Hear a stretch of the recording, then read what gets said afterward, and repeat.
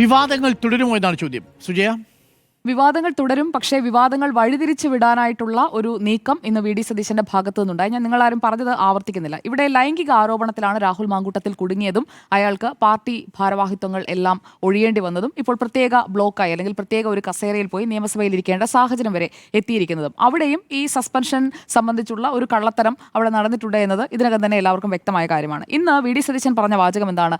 ലൈംഗിക ആരോപണത്തിൽ കുടുങ്ങിയ രാഹുൽ മാങ്കൂട്ടത്തിന്റെ വിഷയമുണ്ടല്ലോ, ആ വിഷയത്തിൽ ഇനി ചർച്ചയില്ല എന്ന് പറഞ്ഞു. അതാണ് യഥാർത്ഥത്തിൽ ചർച്ച ചെയ്യേണ്ടത്. ഇനി ചർച്ചയില്ല എന്ന് പറഞ്ഞാൽ ഇനി നടപടിയുമില്ല, ഒന്നുമില്ല. ഇതുവരെ എടുത്തത് തന്നെ ഞങ്ങളുടെ എന്തോ വലിയ ഔദാര്യം എന്ന മട്ടിലാണ് വി.ഡി. സതീശൻ ആ കാര്യം പ്രസന്റ് ചെയ്തിരിക്കുന്നത് ഇന്ന്. അതുപോലെ തന്നെ ഇപ്പുറത്തെ ഭാഗത്ത്, അതായത് ഇടതുപക്ഷത്തിന്റെ ഭാഗത്ത് IAS ഉദ്യോഗസ്ഥയെ അപമാനിച്ചയാൾ മന്ത്രിയായി തുടരുന്നു തുടങ്ങി കുറേ കാര്യങ്ങൾ പറയുകയാണ്. അതോടൊപ്പം എടുത്തു പറയുന്ന മറ്റൊരു പ്രധാനപ്പെട്ട കാര്യം MV ഗോവിന്ദന്റെ മകനെതിരായ ഗുരുതരമായ ആരോപണം, ഈ രാജേഷ് കൃഷ്ണ പണം കൊടുത്തിരുന്നു എന്നതടക്കമുള്ള ആരോപണങ്ങൾ ചർച്ചയാകാതിരിക്കാൻ വേണ്ടിയാണ് രാഹുലിന്റെ രാജി ആവശ്യപ്പെട്ട് നടക്കുന്ന പ്രതിഷേധം എന്നുവരെ പറഞ്ഞു വെച്ച വി.ഡി. സതീശൻ യഥാർത്ഥത്തിൽ രാഹുലിന് വേണ്ടി ബാറ്റ് ചെയ്യുകയാണെന്നേ. അതിത്ര മനസ്സിലാക്കാൻ എന്താ ബുദ്ധിമുട്ട്? രാഹുൽ മാങ്കൂട്ടത്തിന് വേണ്ടി ബാറ്റ് ചെയ്യാനായി പരസ്യമായി വി.ഡി. സതീശൻ കളത്തിലിറങ്ങിയതാണ് ഇന്ന് നമ്മൾ കണ്ടത്. ആശാനും ശിഷ്യനും ഒരുപോലെയല്ലേ ഈ കാര്യത്തിൽ പ്രതിരോധം തീർത്തത്? രാഹുൽ മാങ്കൂട്ടത്തിൽ വന്നിട്ട് ആദ്യം നടത്തിയത് എന്താണ്? അവന്തികയുടെ ശബ്ദ സംഭാഷണം വെച്ചുകൊണ്ട് നടത്തിയ വാർത്താസമ്മേളനം എങ്ങനെയായിരുന്നു രാഹുൽ മാങ്കൂട്ടത്തിൽ കാര്യങ്ങൾ പ്രസന്റ് ചെയ്യാൻ ശ്രമിച്ചത്? നേരത്തെ ഓഗസ്റ്റ് 1 നടത്തിയ കോൺവെർസേഷൻ എൻ്റെ കയ്യിലുണ്ട്. അന്ന് മാധ്യമപ്രവർത്തകൻ വിളിച്ചപ്പോൾ എന്നെയാണ് ആദ്യം അറിയിച്ചത്. അതുപോലെ തന്നെയല്ലേ ഇവിടെ വി.ഡി. സതീശൻ ഉപയോഗിച്ച വാചകം എന്താണ് എന്ന് നോക്കൂ. CPM-നോടൊരു കാര്യം, അധികം കളിക്കരുത്, കേരളം ഞെട്ടിപ്പോകുന്ന വാർത്ത വരുന്നുണ്ടെന്നാണ് പറഞ്ഞത്. അപ്പോൾ വാർത്ത കൊടുക്കുന്നത്, വാർത്ത പ്ലാന്റ് ചെയ്യുന്നത് താനടങ്ങുന്ന സംഘമാണ് എന്നുകൂടി വി.ഡി. സതീശൻ പറയാതെ പറഞ്ഞ് വെക്കുകയാണ് ചെയ്തത്. അപ്പോൾ പ്ലാന്റ് ചെയ്യാനായി ഒരു വാർത്ത അവിടെ അണിയറയിൽ തയ്യാറാകുന്നുണ്ട്. പ്രേക്ഷകരോടാണ് ഒരു വാർത്ത അവിടെ തയ്യാറാകുന്നുണ്ട്.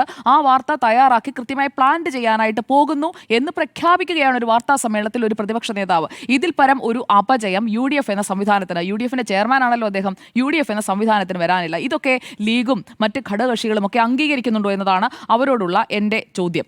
കാരണം ഇങ്ങനെ പറഞ്ഞ് ഇതാ പൊട്ടിക്കാൻ പോകുന്നു, അതായത് ഇപ്പോൾ ചില വ്യക്തിബന്ധങ്ങളിലൊക്കെ ഇങ്ങനെയുള്ള ഭീഷണികളൊക്കെ ആളുകൾ ഉയർത്തുന്നത് നമ്മൾ കാണും. പക്ഷെ ആ കാര്യങ്ങളൊക്കെ നമുക്ക് കണ്ടാൽ മനസ്സിലാക്കാൻ സാധിക്കുന്നതാണ്. പക്ഷേ ഇത് രാഷ്ട്രീയത്തിലാണ് ഈ വെല്ലുവിളി നടത്തുന്നത്. അതായത് ചെയ്യാൻ പോകുന്നു എന്ന് പറയുന്ന കാര്യം അതിപ്പോൾ മറ്റൊരു ലൈംഗിക ആരോപണമാണോ അല്ലെങ്കിൽ മറ്റ് എന്താണ് അദ്ദേഹത്തിൻ്റെ കയ്യിലുള്ള കാര്യം എന്നുള്ളത് നമുക്കറിയില്ല. ഞാനതിൻ്റെ ഒരു പ്രഡിക്ഷനിലേക്കും പോകുന്നില്ല.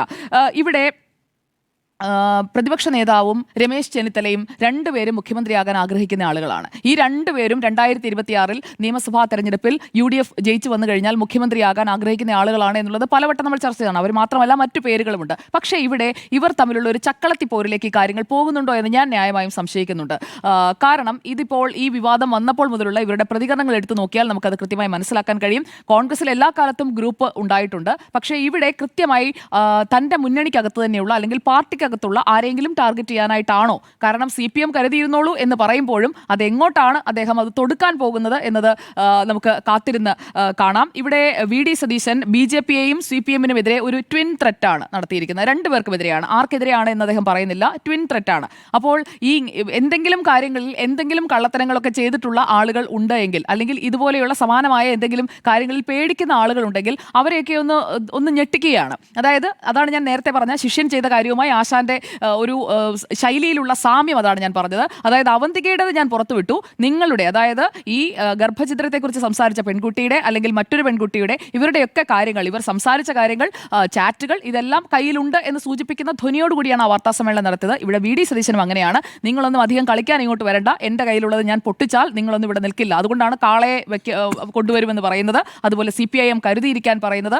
അപ്പോൾ പണമിടപാടുകൾ, അഴിമതി, ലൈംഗികാരോപണം തുടങ്ങി എന്തും സംഭവിക്കാം എന്നുള്ള രീതിയിലേക്ക് കേരള രാഷ്ട്രീയത്തെ കൂടുതൽ മലീമസമാക്കുന്നതിനായിട്ടുള്ള ഒരു കേർട്ടൺ റൈസറാണ് ഇന്ന് വി.ഡി. സതീശൻ നടത്തിയത് എന്നതാണ് എൻ്റെ അഭിപ്രായം. കാരണം രാഹുൽ മാങ്കൂട്ടത്തിൻ്റെ പൊളിറ്റിക്കൽ കരിയർ അത് ഏറെക്കുറെ ബ്ലീക്ക് ആയി കഴിഞ്ഞു എന്നുള്ളത് മനസ്സിലായിട്ടാണ് വി.ഡി. സതീശൻ നിൽക്കുന്നത്. ഇനിയിപ്പോൾ വി.ഡി. സതീശന്റെ പൊളിറ്റിക്കൽ കരിയർ അദ്ദേഹം ഇങ്ങനെയുള്ള ചാബല്യങ്ങളിലൂടെ, അതായത് ഇന്നത്തെ ഈ ഒരു വാർത്ത വരുന്നു എന്ന് പറയുന്നത് ഒരു പ്ലാന്റിങ്ങിന്റെ സൂചനയാണ്. അത് ആരാണ് അദ്ദേഹത്തിന് അഡ്വൈസ് കൊടുത്തതെങ്കിലും വളരെ മോശം ഉപദേശമായി പോയി, അത് ചീറ്റിപ്പോയിരിക്കുകയാണ്. കാരണം ഇങ്ങനെ പ്രഖ്യാപിച്ചിട്ട് പ്ലാന്റ് ചെയ്ത് കൊണ്ടുവയ്ക്കുന്ന ഒരാളാണോ പ്രതിപക്ഷ നേതാവെന്ന് നാട്ടുകാർ ചോദിക്കും. അത് അദ്ദേഹത്തിന് നാണക്കേടാണ്. പറയുകയാണ്. അദ്ദേഹത്തിന് എന്തെങ്കിലും പറയാനുണ്ടെങ്കിൽ ഇനി അധികം വെച്ചുകൊണ്ടിരിക്കാതെ ഉടനെ തന്നെ പറയുന്നതാണ് നല്ലത്. ഈ വിവാദങ്ങൾ അത് ഒരു വൃത്തികെട്ട രീതിയിലുള്ള ചർച്ചകളിലേക്ക് കാര്യങ്ങളെ കൊണ്ടുപോകുന്ന രീതിയിൽ എത്തിക്കുന്നതിനാണ് എല്ലാ പാർട്ടികളും ശ്രമിക്കുന്നതെങ്കിൽ കേരളത്തിലെ ജനങ്ങൾക്ക് ഈ രാഷ്ട്രീയ പ്രവർത്തകരോട്, രാഷ്ട്രീയ പാർട്ടികളോട് ബൈ പറയേണ്ടി വരും. കാരണം ഇങ്ങനെയുള്ള രാഷ്ട്രീയമല്ല നമുക്ക് വേണ്ടത്. ഒരു ജനാധിപത്യ രാജ്യത്ത് ആ ജനാധിപത്യ പ്രക്രിയയിൽ വോട്ടവകാശം വിനിയോഗിക്കുന്നതിന് വേണ്ടി, അതിൽ ഏറ്റവും നല്ല ജനപ്രതിനിധിയെ തെരഞ്ഞെടുക്കുന്നതിന് വേണ്ടി ജനങ്ങൾ ഉപയോഗിക്കുന്ന രാഷ്ട്രീയത്തെ ഇങ്ങനെയുള്ള ലൈംഗികാരോപണങ്ങളിലേക്ക് അല്ലെങ്കിൽ മറ്റ് ചെയ്തികളിലേക്ക്, അഴിമതികളിലേക്ക്, അങ്ങനെ പല പല കാര്യങ്ങൾ, നീ എൻ്റെ പറഞ്ഞാൽ ഞാൻ നിന്റെയും പറയും എന്നുള്ള വെല്ലുവിളികളിലേക്ക് കൊണ്ടുപോകുന്നതൊക്കെ വളരെ നാണക്കേടാണ്. നിങ്ങൾക്ക് രാഷ്ട്രീയം അറിയാമെങ്കിൽ രാഷ്ട്രീയം പറയുക, അതനുസരിച്ച് ഒരു തെരഞ്ഞെടുപ്പിലേക്ക് നീങ്ങുക. അതിനപ്പുറം എൻ്റെ കയ്യിൽ ഇതുണ്ട്, ഞാനിപ്പോൾ പൊട്ടിക്കും. എനിക്ക് ഓർമ്മ വരുന്നത് ഇന്നസെന്റിനെയാണ്. എന്തായാലും ഇപ്പോൾ പൊട്ടിക്കുമെന്ന് പറയുമ്പോൾ ഇന്നസെന്റ് അക്ഷോഭ്യനായി നിൽക്കുന്നത് പോലെ ഈ തെറ്റ് ചെയ്തിട്ടില്ലാത്ത അതെ ഗോവിന്ദ മാഷ് അവിടെ കൈകെട്ടി ഇങ്ങനെ നിൽക്കുകയാണ്. അതെ, നെടുമുടി വേണുമായി വി ഡി സതീശൻ നിൽക്കുന്നു. അപ്പോൾ ആ കുളമൊക്കെ പിടിച്ചിങ്ങനെ ഉറഞ്ഞു തുള്ളിക്കൊണ്ടിരിക്കുകയാണ്. ഇപ്പോൾ പൊട്ടിക്കും. അപ്പോൾ മോഹൻലാൽ ആരാണെന്ന് ഞാൻ പറയുന്നില്ല, അതൊക്കെ ഓരോരുത്തരുടെയും താല്പര്യത്തിന് ഞാൻ വിടുകയാണ്. എന്തായാലും ആ സീനിലേക്ക് കേരള രാഷ്ട്രീയം എത്തിയിരിക്കുകയാണ്, thanks to V D Satheesan. ആ സിനിമ നമ്മൾ റിക്രിയേറ്റ് ചെയ്തേ ഉള്ളൂ. മിഥുനത്തിലെ നെടുമുടി വേണുമായിട്ട് ഇപ്പൊ വി ഡി സതീശൻ ഇപ്പൊ പൊട്ടിക്കും എന്നുള്ളതാണ്. മോഹൻലാലിനെ പോലെ എല്ലാ മാധ്യമങ്ങളും നിപ്പുണ്ട്. എന്താണ് സംഭവം എന്ന് നോക്കിക്കൊണ്ട് നിപ്പുണ്ട്. ചോദ്യം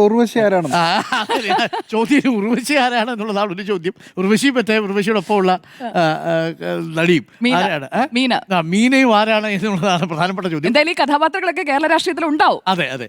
ജഗതി അതിന്റെ ഭാഗത്തേക്ക് ഒരു ഭാഗത്തേക്ക് നിപ്പുണ്ട്. അതാരാണെന്ന് പ്രേക്ഷകർക്ക് അറിയുകയും ചെയ്യാം. അത് പ്രേക്ഷകർ പൂരിപ്പിച്ചോളൂ. എന്നാലും നമ്മൾ തമാശയ്ക്ക് പറഞ്ഞതല്ല, ഇത് വളരെ സീരിയസ് ആയി പറഞ്ഞതാണ്. കാരണം ഇതിങ്ങനെയല്ലല്ലോ ഒരു രാഷ്ട്രീയത്തെ, പ്രത്യേകിച്ച് സ്ത്രീകൾ നേരിടുന്ന ഒരു പ്രശ്നത്തെ കേരളത്തിൻ്റെ രാഷ്ട്രീയം ചർച്ച ചെയ്യേണ്ടത് ഈ വിധത്തിലല്ല എന്നുള്ളതാണ് നമ്മുടെ പൊതുവിട്ടേക്ക്. ഒരു കാര്യം കൂടി സൂചിപ്പിക്കാം. ഞാൻ നേരത്തെ രമേശ് ചെന്നിത്തലയെ കുറിച്ച് പറഞ്ഞപ്പോൾ ചില ആളുകൾ അതൊക്കെ കട്ട് ചെയ്ത് പ്രചരിപ്പിക്കാൻ സാധ്യതയുണ്ട്. ഞാൻ രമേശ് ചെന്നിത്തലയ്ക്ക് എതിരായിട്ടല്ല പറഞ്ഞത്.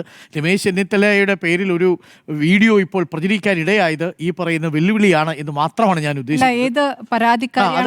അതായത് ഈ ജോസ് തെറ്റയിലുമായി ബന്ധപ്പെട്ട വിഷയത്തിലെ പരാതിക്കാരി, അത് പിന്നീട് സുപ്രീം കോടതി അവർ ട്രാപ്പ് ചെയ്തു എന്ന് പറഞ്ഞ പരാതിക്കാരി ഈ രമേശ് ചെന്നിത്തലയെ വിളിക്കുന്ന ഒരു ഫോൺ സംഭാഷണമാണ് ലീക്കായിരിക്കുന്നത്. അത് രമേശ് ചെന്നിത്തല തെറ്റുകാരനെ അല്ല. രമേശ് ചെന്നിത്തല അതിനകത്ത് പറയുന്നുണ്ട്, ഞാൻ ആ വിഷയത്തിൽ ഇടപെടില്ല എന്ന് തന്നെയാണ് രമേശ് ചെന്നിത്തല പറയുന്നത്. രമേശ് ചെന്നിത്തലയെ കൂടി ട്രാപ്പ് ചെയ്യാൻ നോക്കിയതാണ് ആ സ്ത്രീ എന്നുള്ളത്. അതിപ്പോൾ പ്രചരിക്കുന്നുണ്ട് സമൂഹ മാധ്യമങ്ങളിലൂടെ. ഇതെല്ലാം കണ്ടൊരാൾ ചിരിക്കുന്നുണ്ട്, കെ സുധാകരൻ. അതെ, കെ സുധാകരൻ ഇന്ന് മെസ്സിയുടെ കളി കാണാൻ വേണ്ടിയിട്ടുള്ള തയ്യാറെടുപ്പിൽ ഇരിക്കുകയാണ്. ഇപ്പോൾ എന്തായാലും ഇതൊക്കെയാണ് ഇപ്പോൾ സംഭവിച്ചുകൊണ്ടിരിക്കുന്നത്.